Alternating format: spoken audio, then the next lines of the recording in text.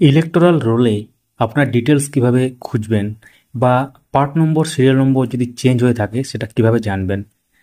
তো সেটার জন্য আপনাদেরকে ওয়েবসাইটে যেতে হবে, সেটা হচ্ছে electoralsearch.eci.gov.in এবং সেখানে 3 রকম ব্যাপার দিয়ে কিন্তু এটা করা যায়। প্রথমে হচ্ছে এপিক নম্বর অর্থাৎ ভোটার কার্ডের নম্বর দিয়ে এবং স্টেট সিলেক্ট করে তারপর ক্যাপচা কোড এন্টার করে সার্চ করলে পেয়ে যাবেন। 2 নম্বর হচ্ছে ডিটেলস দিয়ে, এখানে স্টেট সিলেক্ট করবেন, ল্যাঙ্গুয়েজ সিলেক্ট করবেন, নাম এবং relatives name, date of birth, age এবং সমস্ত যে ডিটেলসগুলো এখানে দেখতে পাচ্ছেন এইভাবে কিন্তু করা যাবে। আরেকটা হচ্ছে মোবাইল নাম্বার দিয়ে কীভাবে হবে, স্টেট সিলেক্ট করবেন, ল্যাঙ্গুয়েজ সিলেক্ট করবেন, মোবাইল নাম্বার দেবেন, ক্যাপচা দেবেন, সেন্ড ওটিপি করবেন এবং এটার জন্য কিন্তু আপনাদের মোবাইল নাম্বারটা ভোটার কার্ডের সাথে লিঙ্ক থাকতে হবে বা পোর্টালে কিন্তু রেজিস্টার থাকতে হবে।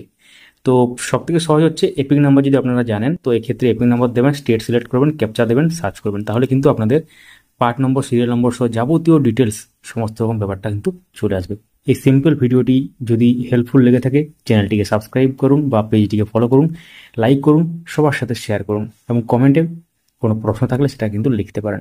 ধন্যবাদ।